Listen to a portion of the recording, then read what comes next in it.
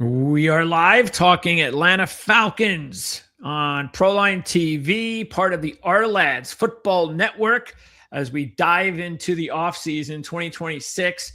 Starting first with the teams that failed for the postseason. The Falcons made a run, but a little too late. That precipitated the following moves, getting rid of their head coach, their GM, and hiring Matt Ryan as president, and the new head coach, Kevin Stefanski. So we're going to talk about that. We're going to talk about the Falcons' top draft needs entering the offseason on offense, defense, and so forth. So naturally, when we do that, we're going to be bringing in Kevin Knight from the Falcoholic. Kevin, good to see you again. Thanks for doing this. Yes. Unfortunately, the Falcons are back here again. You know, it seems like it was just yesterday we were talking about Raheem Morris getting hired, but back here again with a new coach. Not quite a new GM, but that might be coming soon. We'll see. Ready to get into it. So, all right. Well, let's start at the top. So, I'm assuming it was not a surprise that both Fontenot and Morris were let go. It wasn't. It shouldn't have been a surprise. I mean, there was definitely a lot of buzz coming from the national media that Blank had sort of had a change of heart and the winning streak had convinced him and all this, which is just nightmare fuel for Falcons fans. And that was all incorrect. That apparently Arthur Blank had made up his mind much earlier to move on, after the Falcons were eliminated from the playoffs, which timeline makes sense to me. I don't really care what you do for me after you've been eliminated from the playoffs before December. That's not acceptable in any way. So, Fontenot, I think, was more of an open question, but I think the Falcons saw this as an opportunity to make a clean change and bring in two new guys. And obviously they decided that they needed to change the whole direction of their organization with Matt Ryan as well. So it was a little bit more surprising than it should have been, I think. But at the end of the day, it was my expectation, and I would have been pretty against keeping Morris. And I think a lot of fans would have felt the same way. How did they feel? How did you feel about Matt Ryan? And how much control did and does Matt Ryan have? Is he the one making the final decision on these moves, including the hiring of Kevin Stefanski? It sounds like that is the case. You couldn't pick a guy, I think, more well-liked by Falcons fans. I mean, there may be some Falcons fans that don't like Matt Ryan. I don't know how that's possible. I think he gave everything he could to the city and should have won this team a Super Bowl, if not for some unfortunate events in the Super Bowl. But I think Matt Ryan's very smart. I think he's cultivated a lot of relationships with a lot of smart football people since he's retired. And he's seen the ups and the downs. He's been around some good coaching staffs in Atlanta and some bad ones. So I think he knows what that looks like. I think he knows what he, as a former quarterback, wants in place. And I think that experience is really valuable. Now, will he be a good executive? Who knows? Doesn't have any executive experience, but this is something that teams have started to do, which is to maybe move away from the business people and start going for football people at the top. And I think it's kind of an admission by Arthur Blank that maybe he's not the best one to be making these decisions anymore. Maybe he needs someone else in the building to take over after how it's gone the last several times. And I think that's quite a turnaround for Blank. And I think it shows a lot of humility and a lot of understanding of his situation where, he was going for these high character coaches, and there's nothing wrong with that. But Raheem Morris, I think, alongside Blank's, very, very silly pursuit of Deshaun Watson, I think those were two sort of kind of major moments for Blank where he realized maybe his judgment for making the calls for this football team, maybe not where it needed to be, maybe needed to take a step back and put someone else in between him and the football team. A lot of Falcons fans believe that it was Rich McKay that was just kind of greenlighting anything Blank wanted. And Rich McKay does not have a stellar reputation in Atlanta. Fans kind of blame him for everything. And who knows how much or how little he's been in control, but he's been moved out of football entirely. He's now taking over other Arthur Blank businesses. Matt Ryan comes in, and it seems like it's a new direction. And the line is that Matt Ryan is leading the head coach and GM search. Matt Ryan will make a recommendation to Blank. Blank will give it the approval, but I don't really see Blank saying absolutely not unless, Ryan were to come up with someone that just totally out of left field that Blank was just like, I don't feel comfortable with this. But I think as long as it's someone within the realm of the reasonable, Blank's not going to stand in the way. So I think it is really Matt Ryan making these decisions at this point. Well, that probably a good thing. Most of these owners, I mean, Jerry Jones might have something to say about it, but most of them, they didn't make their millions, or they did not had a lot of success running football teams. So better off letting football people run football teams. Okay, so Kevin Stefanski, and look, I know Stefanski doesn't have a glorious record, but he was coaching the Browns, and you have to give him a break there, especially because of the fact that there was a little bit of success, and I just wonder how things would have worked out for Stefanski and the Browns had Baker never got hurt.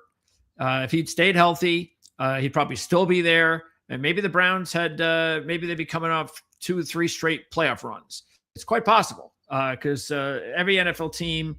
We all know how big a difference it makes to have a competent quarterback in control, and especially when you have that defense that they've had the last couple of seasons.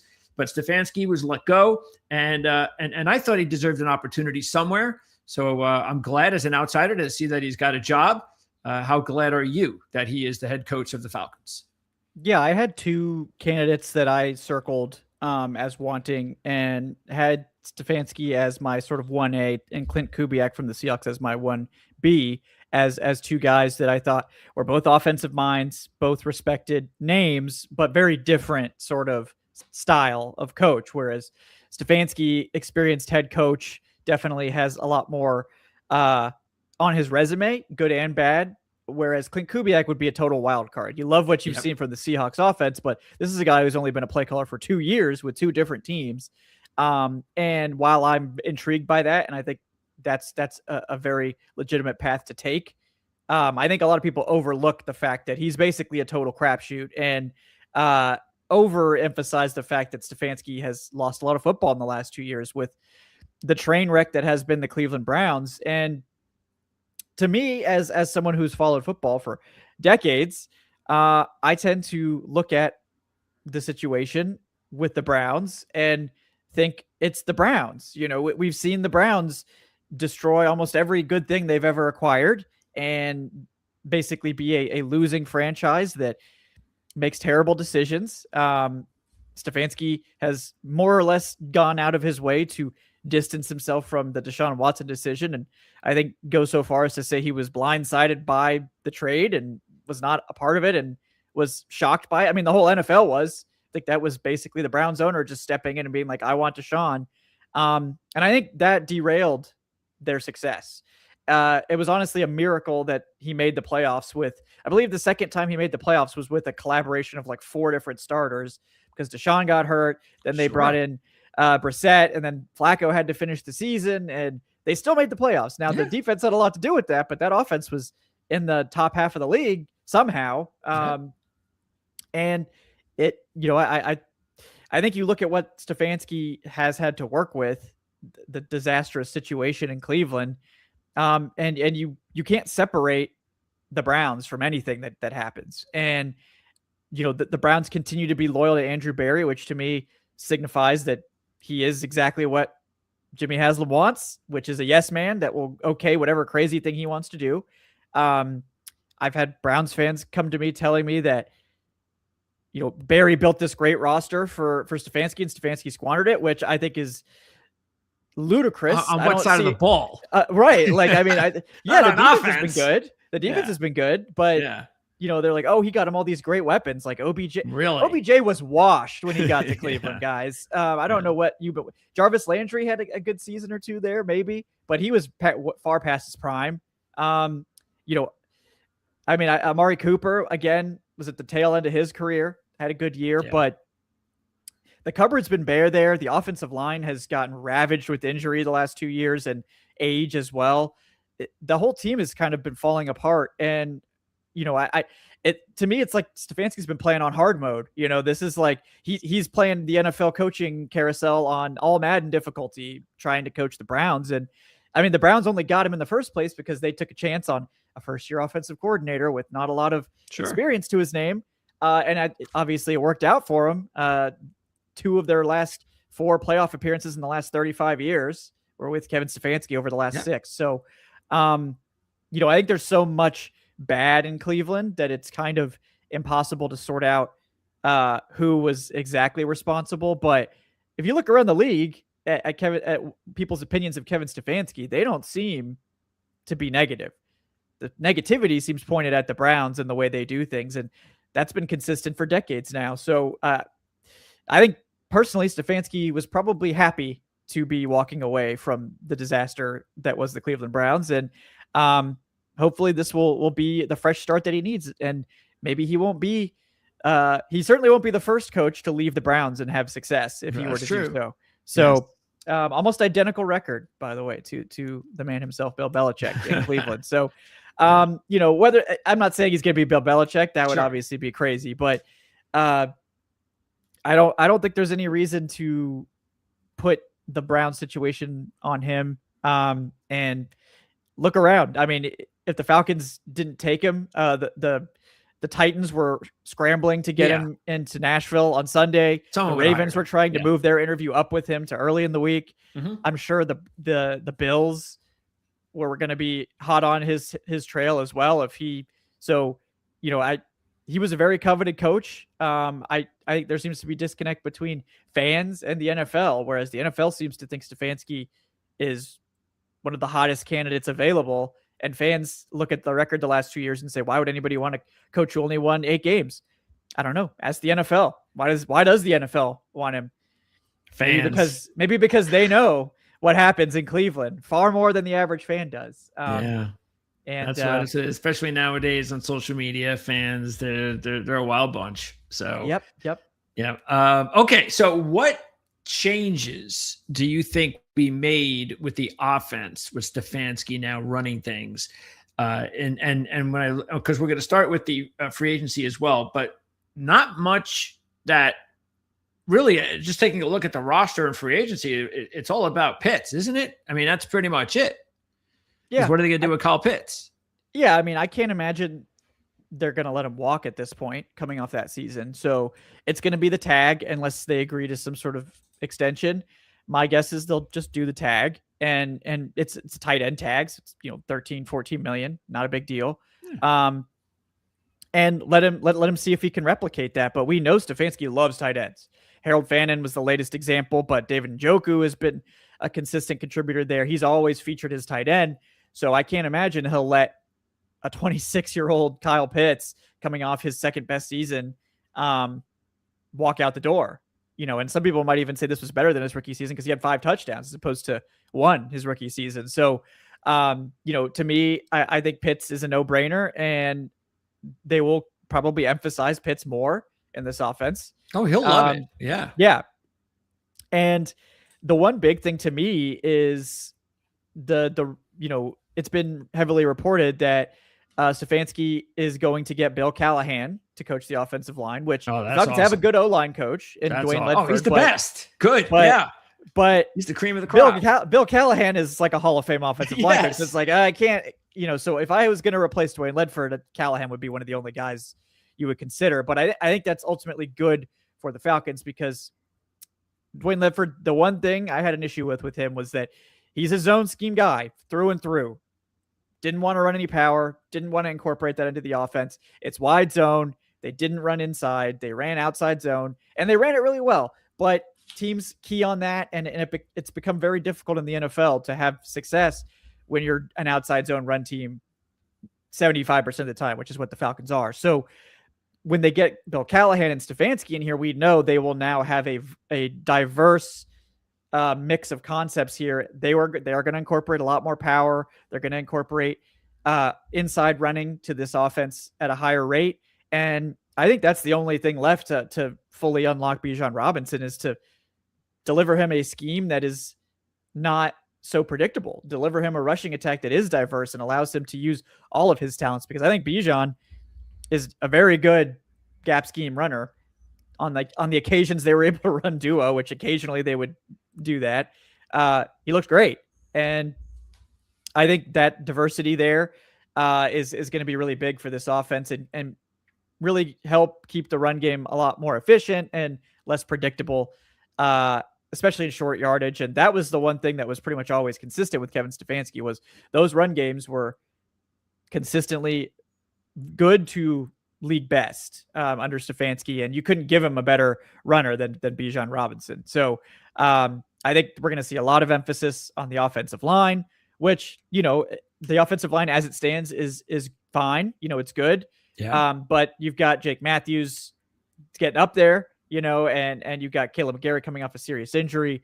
There's going to be, I think, significant investments on this offensive line. Maybe not necessarily this year because they don't have a first-round pick, but sure. I think that's one thing that Stefanski is probably going to carry over from Cleveland, is they're going to invest in this offensive line and make that the focal point.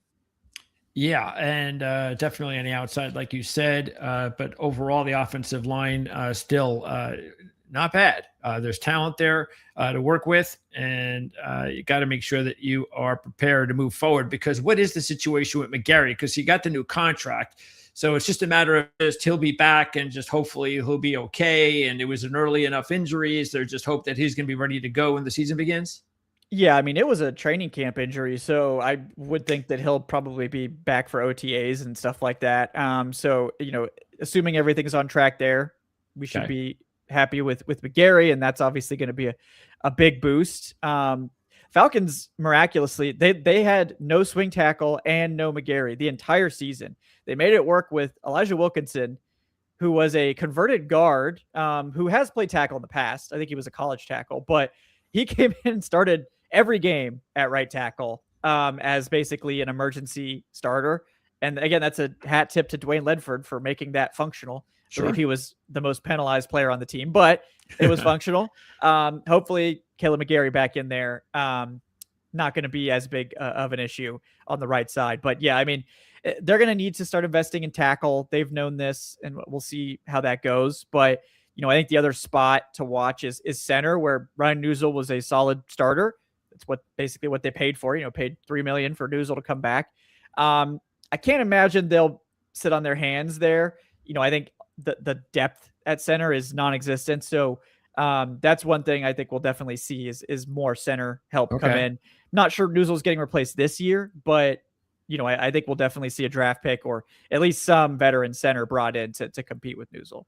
Are any of the linemen right now, especially the ones that have been brought in the last year or two, are any of them more, when you looked at their scouting, was it, hey, we're bringing this guy in because he fits our zone concepts more? Is there any of that, or do they have, or most of these guys have the ability to play no matter what scheme the Falcons wind up switching to? I think Newsel's the one that's probably the most zone scheme focused. But the other guys are all, doesn't matter. Caleb McGarry's a big tackle. Matthew Bergeron's a big guard. Lindstrom can do whatever he wants. Jake Matthews is definitely more of a zone scheme player, but he's played plenty of man concepts as well. And I don't really think there's going to be any issues here. I think, center is the one to watch, really. Okay. All right. So let's now talk about the defensive side, because this is where all of the decisions, majority of the decisions, are going to be made in free agency. A ton of guys, free agents. So, let's just start with the players that you believe that the Falcons need to try and bring back, and you believe most likely will. Yeah, I mean, I think it's going to be Jeff Ulbrich. Jeff Ulbrich signed an extension, so the defense and the defensive staff, I think, is going to stay the same in Atlanta for the most part, except for maybe some minor tweaking. I think it's a youth movement most places. I think the one guy they will try to bring back is probably Caden Ellis, just because he's such a linchpin for what they want to do. And he's also just 31, so I think he'll probably be back. But, Onyemata played a minor role. I was surprised they kept him at that price, honestly. Don't think he'll be back. Floyd, if he's willing to take a pay cut, going into age 34 season here, I think they like Floyd, and I think he's a good veteran presence, but he's probably going to have to half that salary to come back here in Atlanta. D. Alford will be back, I'm pretty sure, given that Billy Bowman, who was their nickel starter, he unfortunately, got injured late in the season. No timeline on his return yet. It might be that he misses the start of the season. So Alford, basically their top depth corner. He played really well in the slot. He played really well when he had to fill in outside. He'll be a priority to re-sign. He'll be back in the building. In terms of these other guys, though, I don't think they're going to go out of their way to re-sign Ebiketie unless he, is cheap. Troy Anderson didn't play. He was on I think he was on the PUP and just never came back. No one really knows what happened with Troy Anderson, but he can't stay healthy. That's abundantly clear. So I don't think anyone's going to really run out to sign him. No. I wouldn't mind throwing vet min to see if he can play this year. But, I think he's probably looking at the end of his NFL career if he can't get back on the field immediately. But yeah, I mean, Ronnie Harrison was solid depth linebacker guy. Josh Woods, solid depth linebacker. But, in terms of the major guys, I really think Ellis is the one they're going to circle, and along with D. Alford. Those are the two I think they're going to want to bring back.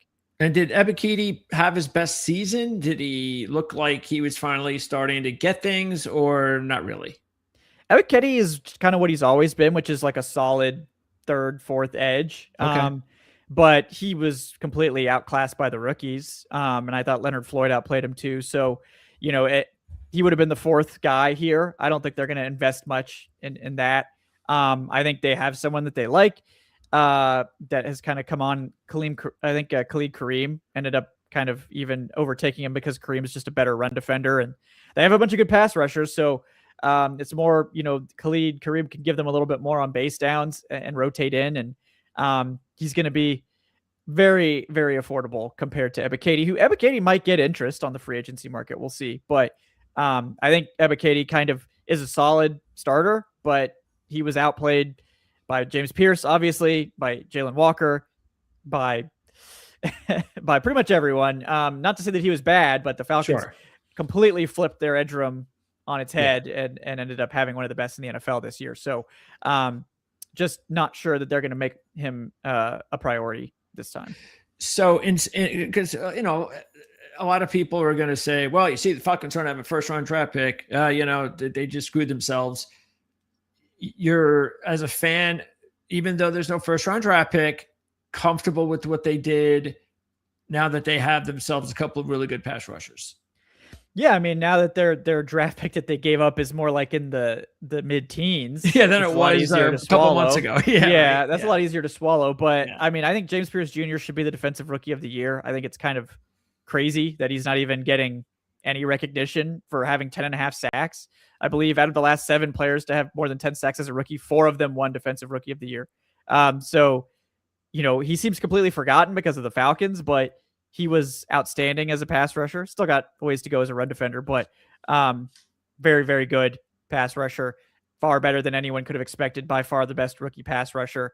And Jalen Walker, who was their regular first round pick, he had 5.5 sacks despite missing, I think, 4 games. Also was very good. And Walker obviously gives you versatility as well. The other side of that trade was that they got a 3rd round pick out of it back from the Rams. And they took Xavier Watts, who is also a defensive rookie of the year candidate, who led all rookies in interceptions. So, I think they're pretty happy with that. Sure. If they could, I don't think James Pierce Jr. would be making it into the teens given this season. So I think they took their 2026 pick in 2025, and I think they're pretty happy with it at this point. Okay. All right. So are there any veterans on the team worth cutting and saving on the cap, which right now it's about league average, around 18 million, which means that, they, of course, they could do what they need to do to put a little bit more on the tank there in order to sign some free agents. What kind of money also do you think that the Falcons are going to have? What kind of an offseason do you think they can have along those lines as well? Yeah, I think that the Falcons will be, obviously they need to move on from Cousins. They did an adjustment to his contract that he agreed to. He basically did a modified restructure where he sent his unguaranteed base salary this year to next year.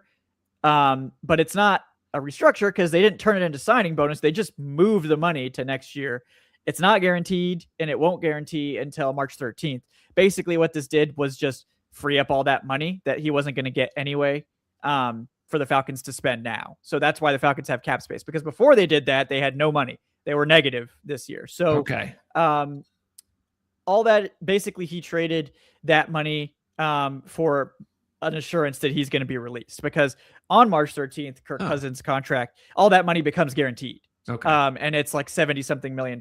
Yeah. So it's not going to happen. I know people are like, oh, well, Stefanski likes Cousins. Sure. If but they'll cut him first and then re-sign him if they're going to do that. So, so that Kirk Cousins move will happen. And, they've basically realized all the savings from the cut already. They'll make him a post-June 1st cut, and then they'll deal with the rest of his signing bonus next year that they have to pay off. But he's going to be gone. Darnell Mooney, unfortunately, was not healthy all year, was an afterthought in the offense. His post-June 1st cut is going to save the team $12 million. So he's gone. Okay. And then I believe they're going to move on from a couple of smaller guys like Charlie Werner, the tight end. He's making almost $6 million. I just don't think he's anywhere near that value. No. They can get almost $5 million back from that cut. There might be a few smaller moves here. Clark Phillips is a guy that didn't really crack the rotation at all as a depth corner. They can save 3.6 for moving on from him. So, some of these smaller things I'm guessing they'll do. And more than likely they will extend Drake London before the start of the season too. And they can create as much or as little as they want. They can front load it and pay that money now, or they can backload that deal and save most of his $16 million fifth-year option. So, those are the probably the main moves that we're looking at there. I'm not sure they'll need to push any other, restructures or extensions or anything like that, but we'll see what they want to do. But yeah, at this point, with the Kirk Cousins money already here, and, obviously they can get another 12 from Darnell Mooney. They can get 5 from Werner, maybe another, 4 from Clark Phillips. They have plenty of money to do whatever they want to do this offseason. Okay. So you just mentioned, unless they want to re-sign him, is that a possibility? I mean, Cousins could return. I don't think so, because I think he wants to go somewhere where he can start, and I think there will be opportunities for him to do that. Yeah, probably. Here, he would have the opportunity to start maybe the first month, but the Falcons need to evaluate Penix. Like, one way or the other, they need to know after the season if Penix is who they want to go with. So I think the Falcons want someone more bridgy in case Penix isn't ready to start the season. We'll see if Jacoby Brissett hits the market. That one is obvious, given his history with Stefanski. Joe Flacco, would be a really cheap option to kind of just keep the lights on until Penix is back. But we'll see. But I think Cousins is kind of ready to move on. And I don't, there's no easy way to rework his contract. So they would have to release him and then re-sign him, which is not impossible. Sure. But I don't really think this is the situation he probably wants to go into. And the one thing to note is that with Cousins, there's offset language with his roster bonus that was guaranteed last year. So if he goes somewhere else and signs, the Falcons are paying him a $10 million roster bonus. That's part of his dead money. The Falcons can get that $10 million back in terms of salary cap relief. So if he goes somewhere else and signs for, whatever, they could get all of that $10 million back if he signs for more than 10 or a part of it back. So the Falcons are also hoping probably that he signs elsewhere to get them even a little bit more cap relief. And how did he play? So, cause there might be other fan bases of need of quarterback that might be listening to this. So because again, it looked like, it's interesting that, it looked like to me from the outside observer that once he got his feet wet, coming off an injury, once he kind of got into the groove of things, then he kind of looked a little bit okay. He looked like, the old okay Kirk Cousins, not the disaster that we saw before the injury. So, but still, to ask someone at his age with what recently happened to him health-wise to be a starting quarterback for a team, that's one thing. Asking him to survive an entire season, well, I don't know if that's possible, but you tell me. Yeah, I mean, I let Cousins look like an average starting quarterback. I think that's probably better than half of what the teams have at this point. So Yeah. I thought he looked totally fine. He looked much healthier this year. He's still Kirk Cousins. He's still going to throw that ball and not take sacks. And sometimes he's going to throw picks doing that and frustrate the hell out of you. He doesn't have, he needs a clean pocket, and he needs to be able to set his feet to be able to get those deep throws off. If he can do that, he can still throw it deep pretty well. If he can't, the ball just dies on him. And that's just kind of, what happens when you lose some of that quick twitch muscle. But I thought Cousins was good. I mean, I thought he was fine.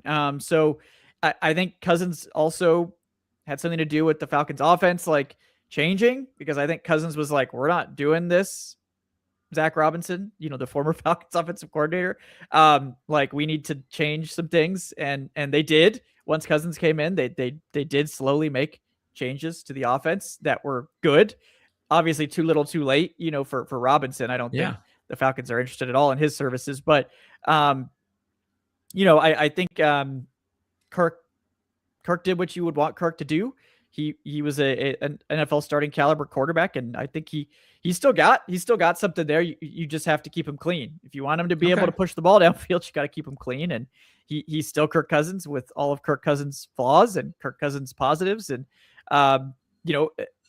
the health is a question mark, but he's a year removed from the surgery, and I think he's okay now, for whatever that's worth. So yeah, I think he deserves a shot somewhere.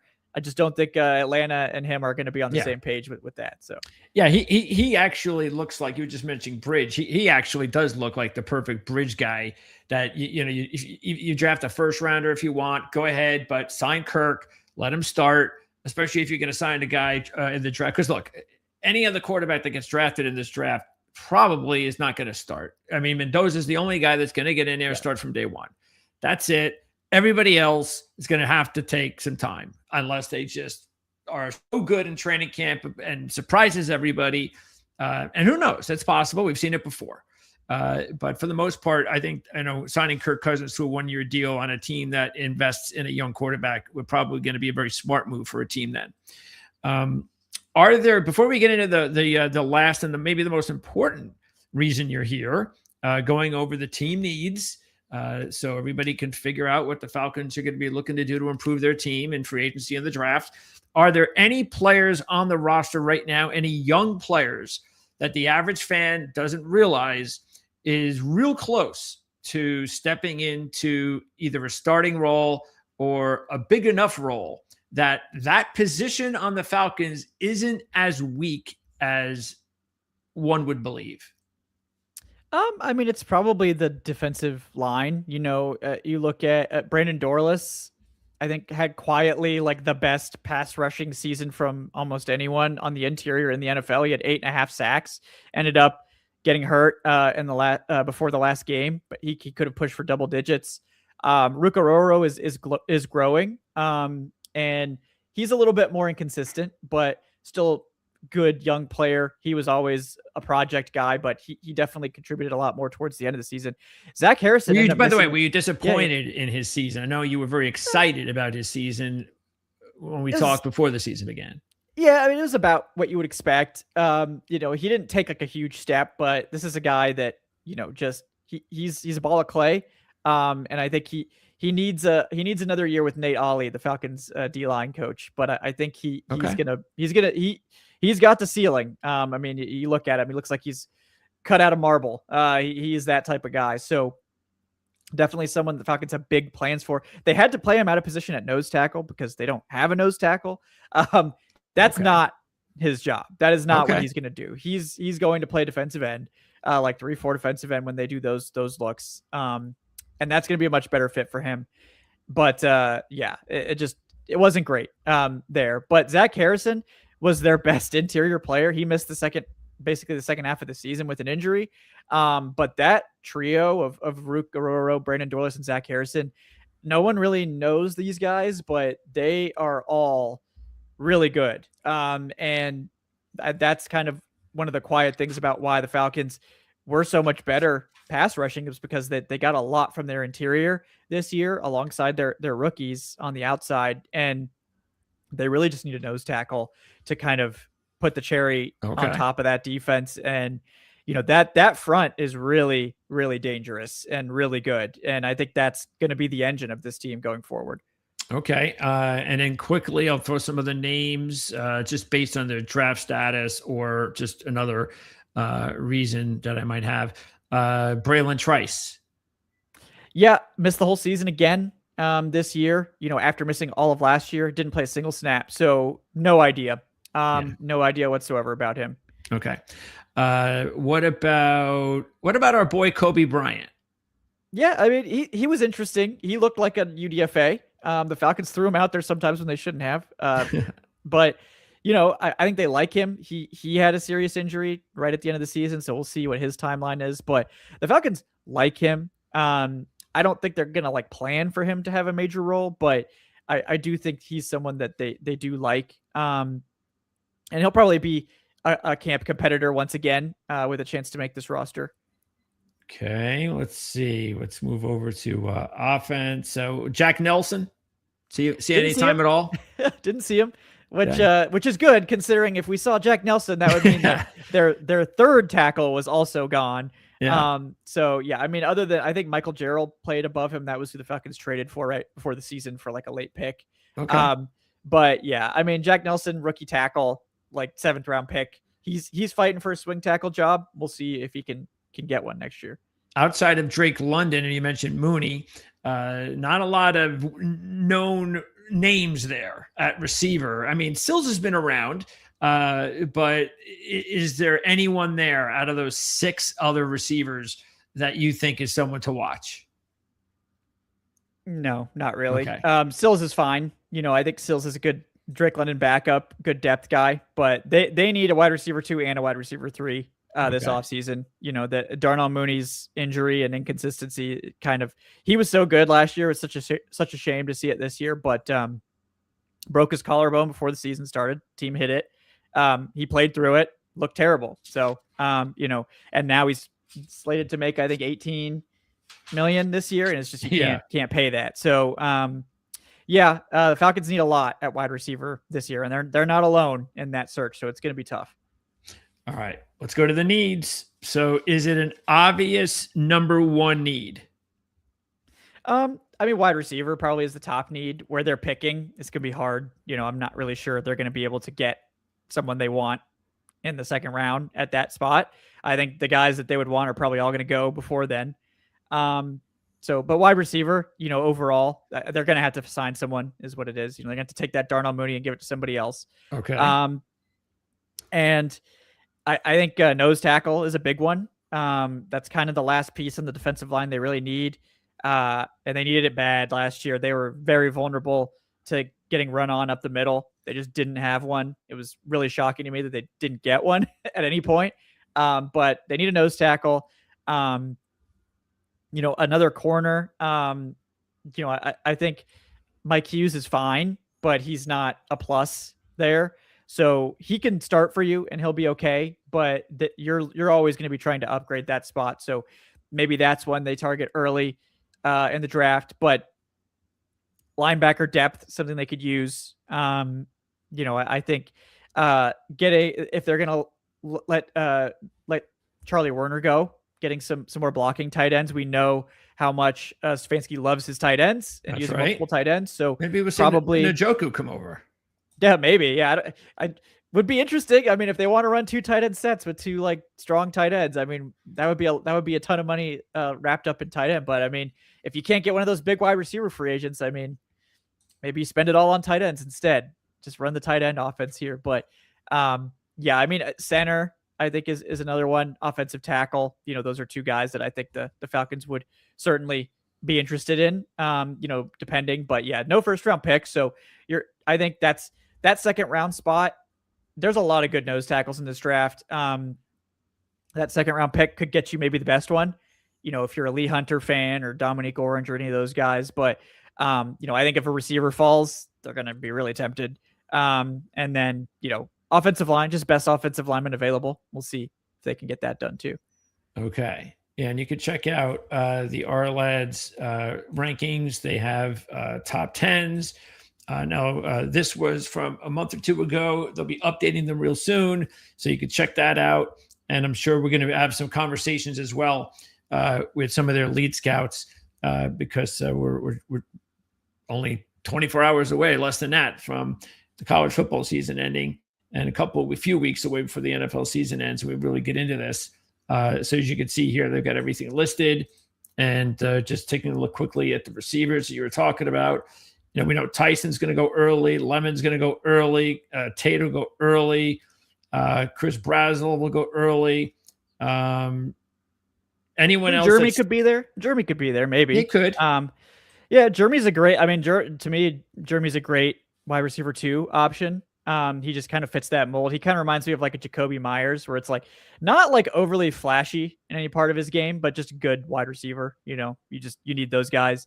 I think Casey Concepcion, if he does fall, that would be perfect for them. I think he will, because he doesn't have the greatest hands. And I don't know if you're going to draft a guy in the first round that doesn't have good hands. Yep. So Concepcion, if he makes it to the mid 40s, I think the Falcons would love that. They've got London, they've got Pitts, they've got size, they've got contested catch ability. Sills is a perfectly capable contested catch guy too. They need that dynamic playmaker. Speed. And I think they just don't have that and KC could definitely add that element to the offense that they just don't have right now. Okay. I mean, basically, Bijan Robinson is their dynamic slot receiver at this point. Like, they have no one else. Like, and Bijan's awesome, but it's like he can't do literally everything on the field for you. So maybe add one more of those guys. Still, I mean, this is the thing about the Falcons when you look at them, that you realize that if this is just like I was saying about the quarterback spot, this is a team that if they had a top 10 quarterback would be one of the best offenses in the NFL, because you've got skill and dynamic players at every spot. Pitts, Robinson, London. And not a lot of teams have that. And you throw in a really good quarterback and a good offensive line, and you're going to score a ton of points. That's how close the Falcons are. And but again, I mean, unfortunately, 3/4 of the league are looking for quarterbacks to help them get to that next level. And Falcons are no stranger to that. And they're looking for their next Matt Ryan still. But is there still hope? How do you feel? Is your trust waned at all on Michael Penix? To me, it's the injury is the biggest problem here, because I thought Penix looked like a first-year player, like a guy that was starting his first 16 games. Unfortunately, I think the game he got hurt, he was putting together one of his best games. He had a tremendous, I think the best passer rating of his career in the first half, and it was looking awesome. Obviously, it's the third ACL tear, right? And it's the other knee now. So that to me is just, and this is going to be what every NFL front office is looking at now, is like, can you ever trust him now? With 2 surgically repaired knees, can you ever really trust him? And that's the calculus they'll have to figure out. The good news is, like, they've still got total team control for 2 years at a reasonable salary to evaluate, and if he makes it through those 2 years healthy, great. But he really does have to stay healthy now, because if he has any other injuries of note, they just won't be able to commit to him for that reason. And I think play-wise, Penix was fine. I think Zach Robinson did not design the offense the way it needed to be designed for him. I don't know what the issue was there, but they did not set this up for success on any level. It seemed like he just put training wheels on the scheme that he wanted to run for Penix, and I don't think that helped Penix, and I don't think that helped the offense. It just seemed like he just didn't trust him, and they never taught it. They never really got him to play under center, which is, like, I know he didn't play a lot of under center in college, but you got to get this guy prepared to play under center. Like, I don't know why that wasn't a point of emphasis in the offseason. Just like, hey, go get with Newsel, and the two of you, like, go down to Miami or whatever, Boca, go rent yourself a fancy hotel. Two of you get real close, and practice your snaps, practice under center snaps, 3 hours a day, and the team will pay for your vacation. Like, it's not like Penix has played under center. He's a quarterback. I mean, it's not like he can't do it. I know some people are like, oh, his knees are so bad he can't. That is ridiculous. Before he tore his ACL, he was running boots. He was play action. He scored multiple rushing touchdowns, and some of them looked really good. His knees are fine. Okay. It's not like he's not arthritic and can't like bend over. That's ridiculous. That's a ridiculous statement. They didn't run under center because they didn't prepare him to run under center, or Zach Robinson didn't trust him to run under center. I don't know which is worse. You can't run an NFL offense without under center. And the fact that they didn't do it until Kirk came in, and I think Kirk demanded it. I have a lot of anger directed at Zach Robinson. I could tell for his handling of many things, including they fired the receivers coach 3 years into the season, and they just didn't have a receivers coach after that. And you could tell. So, I mean, we got to take a look at the Bills Denver playoff game and how impactful the Bills running game was when Josh Allen went under center. So you don't have to be running shotgun all the time. It's just there's a reason to do it. It's not just so simple. There are reasons to do that. So there's nothing wrong with shotgun. The Falcons were obsessed with pistol, but like there's nothing inherently wrong with pistol either. It's just you need to have under center in your tool belt. Like it needs to be available to you. And for whatever reason, they just didn't run it. I think they ran it like 2% of the time. Yeah, and that's why it's not. So okay. So then, would you be surprised, or would you be looking at them to maybe take a flyer in somewhere 4th roundish on a quarterback? I mean, this probably isn't the class to do it. It's just very limited. I mean, I haven't really studied the mid to late round guys. I don't have an issue with that. I don't really see them doing that. I think they always have liked the idea of a sort of veteran to pair with Penix to help him, learn and grow. And I think in a lot of ways Kirk was good for that, but they're gonna need to get a bridge guy. And maybe, they do take like a late round flyer on somebody.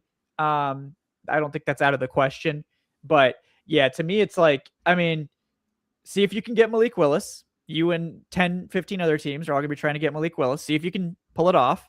And if you can't, see if the Cardinals let Jacoby Brissett go, get him. If not, you got other options.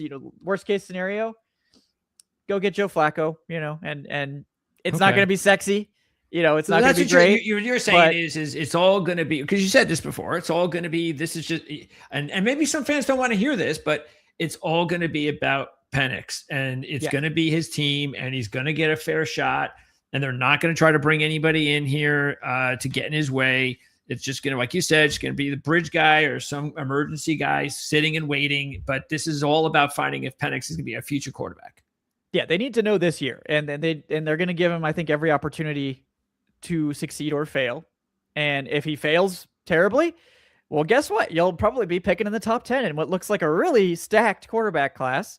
So that's good. And if he looks great, then great. We're all happy here. So, I think that's the calculus, and it's maybe not going to be, it may not be a fun season if he isn't playing very well, but if you don't play him, then you don't get the answer you need to make a decision next year, which next year is going to be the inflection point. And you either, commit to Penix and go forward feeling confident, or you move on. You don't even have to cut him. I mean, you probably keep him around for the rest of his contract. Maybe you trade him for, if he looks decent at all, maybe you can trade him for something later. But, it's going to be a bridge year with a bridge guy. Maybe Penix is ready for week 1. We don't know.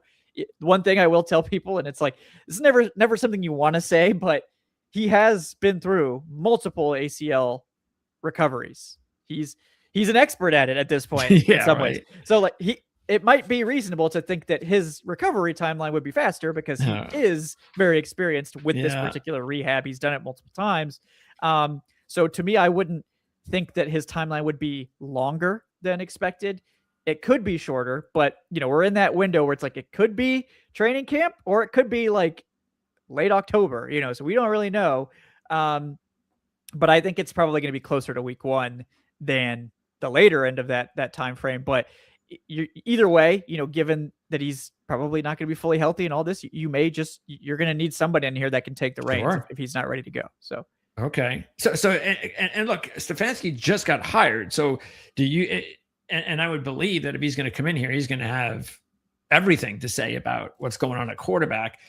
Have you already heard this? Do you already know this for sure? Or could Stefanski come in and maybe change that and decide that, well, I mean, Penix have to earn it.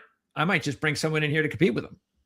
Yeah, I mean, I think what the Falcons, I believe, have already picked their general manager too. I mean, we'll see if that gets announced soon. Those president interviews that were not Matt Ryan, those were GM interviews. So, to me, it's probably going to be Ian Cunningham from the Bears. That's who it sounds like. But I believe the Falcons and this trio that they've assembled with Ryan, Stefanski, and maybe Cunningham. I know Josh Williams from the 49ers is the other guy they're interested in. I believe they're all kind of on the same page about whatever they want to do. I don't know what that is, but I think one of the things Matt Ryan emphasized was that this team lacked vision and clarity.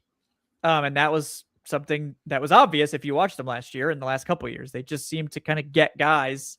There didn't seem to be a cohesive plan or vision for this team. So I think that was a key component of this whole search and the guys that Ryan was interviewing. And I think Ryan's vision aligns with Stefanski's vision, aligns with Cunningham or Williams' vision. Yes. And whatever that is, I don't know yet, but I can't imagine Ryan is like eager to just throw Penix away.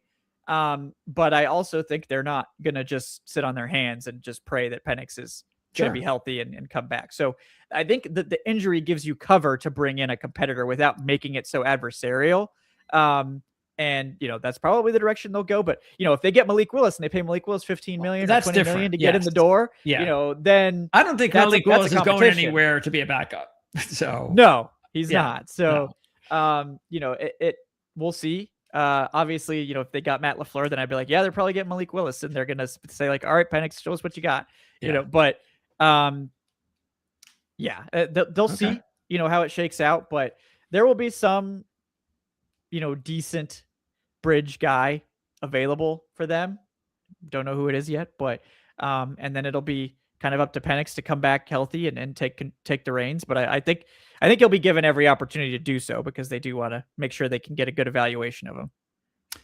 Kevin, before I let you go, so you went over the needs. Were those needs, you said wide receiver was their top need. Did you throw in the rest? Pot can go anywhere, or did you feel that was the order? The rest of them are like all just like sort of secondary needs. Okay. Yeah, like center, tackle, or tight end, linebacker, cornerback, nose tackle. Yeah, any of them can be the second pick. Yeah, I would say like the second tier ones would probably be like the offensive line ones, corner and nose tackle, and then like tight end and linebacker depth is more like the tertiary needs. But I think those are all stuff that they need. Really, I think wide receiver help is mandatory.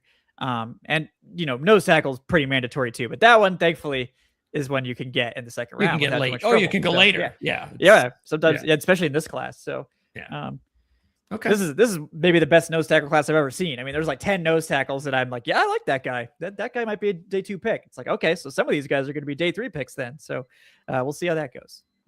All right. And again, if you want to follow what is going on, since it's really early, we haven't even reached the Super Bowl yet. You can check out links in the description of this video. That's where you can find out how to follow Kevin throughout his podcast. And I'm assuming you're going to be, what are you doing? 3 a week? Mostly typically 3 a week during the off season. So, okay. Do you have like, is it all like on the same day? We usually do a Tuesday episode with my co-host Trayshawn Diaz. That's Tuesday Takes. Then we have the Wednesday live shows, 8 p.m. Eastern. And then usually like a late week show, like approximately Friday. That's kind of just a topic du jour. I mean, it'll be a lot of free agency and draft and other Stuff. But yeah, this week it'll be a mock draft. It'll be the first mock draft of the cycle. Pre-Senior Bowl teaser here. So yeah, right. Hey, it happens fast. And that's what we want for us fan bases who've already been eliminated a long time ago. So check it out. And again, the live show every Wednesday at 8 o'clock. Link in the description for that. Kevin, appreciate it. And unless something major happens, we'll definitely look forward to talking to you again sometime, maybe no later than right after the draft to find out how the Falcons did this offseason. Great job as always. I know you got to run, so I'll let you go. I'll close up here. and I'll look to see you sometime soon. Yes, thank you, Greg. It was a pleasure as always. So, absolutely looking forward to Dynasty again. I'm gonna make some moves this year probably. I got ready for some trades. Okay. Yeah, I get.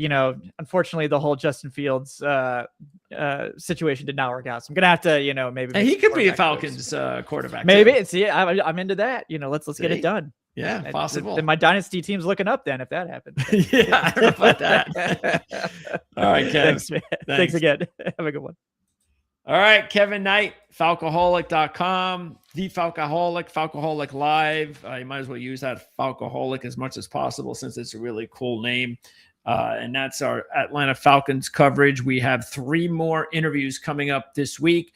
We're going to be talking about the Arizona Cardinals on Wednesday. The Detroit Lions are on Thursday. Actually, 4 more. We got the Lions, we got Arizona, we got the Giants on Wednesday, and we have Minnesota on Friday. Minnesota was supposed to be today, but we had to move our Minnesota talk with Adam Patrick to Friday. So that means we've got 1 today. We have 2 on Wednesday. That's going to be Giants at 4, Arizona at 8, and these are all live. Thursday is the Detroit Lions, and then Friday it's Minnesota. And I think they're both at 4. So we try to do 4 o'clock as often as possible. We try to do 4 o'clock, but we do have, since we have 2 on Wednesday, 1 will be at 8 o'clock being Jess Root with Arizona. Okay, so a lot to talk about there for sure. But our next one is the Giants at 4 o'clock on Wednesday. We'll talk about their new head coach, of course, John Harbaugh, and also about what the Giants are going to do this offseason with Ryan Dunleavy of the New York Post. Now, I'm not sure if we're going to have our golf coverage tonight or early tomorrow, but it is coming at some point. I'm hoping it's tonight. So that's a hope. And if it is tonight, maybe around 8 o'clock, something like that. So you could check that out if you're into golf. Otherwise, we'll be back again. Our next show outside of golf, back to football, will be Jim Feist at Dom DeMarco's in Las Vegas, Nevada, as they talk championship football. That's at 3 o'clock Eastern on Wednesday. Jim Feist, a couple of top handicappers as his guest as usual. And then the Playbook ATS podcast with Jim Feist, Mark Lawrence, myself, Andy Isco, and then we'll tackle the championship weekend in the NFL, and then we'll recap the big game tonight in college football. If you want to know what we thought about the game tonight, you can check out the Playbook ATS podcast from last Thursday. That's available, of course, in the library right here on Proline TV. And don't forget, you can also check out our videos of the Ourlads Football Network at the Ourlads YouTube channel. And as I mentioned before, Dave Syvertson, we're trying to see if we can hook up with him. We've got a couple other interviews we're trying to hook up there over at Ourlads because I'd like to have him as soon as possible. Because I'm just like, Kevin's got it the right way of thinking. He's already got a draft going. That's what the fans want, and I get it. And it's hard because the scouts, they got a lot of work to do. And they have so much work to do that it's really impossible for them to do it the right way if you're asking them to give you rankings right now. Because now most professional scouts that are trying to put all this stuff together in their own boards or, some of the experts that do it outside of the teams, like what we do at Ourlads, they've got a lot of film to watch, and there's never-ending film. There's so many players, and they can't rank every. I mean, you know how many players there are? It's over 100, couple of hundred, almost 300.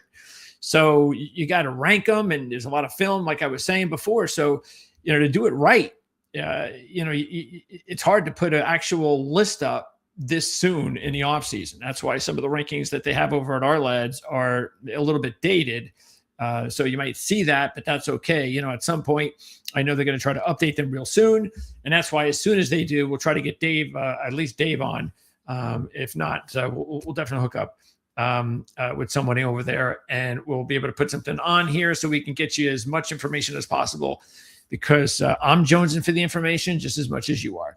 That's going to wrap it up here for our interview and our Atlanta Falcons coverage this offseason. We are 4 teams in: the Dallas Cowboys, the Tampa Bay Bucks, and the New Orleans Saints. And I didn't do it on purpose. That we've already got 3 teams from the NFC South, even though I am going to have to call my boy Rashad over with the Carolina Panthers and get him on as soon as possible so we can have the entire NFC South done and ready to go for the full offseason. But we will be doing that real soon. So thanks for tuning in here on Proline TV, and we'll see you again real soon.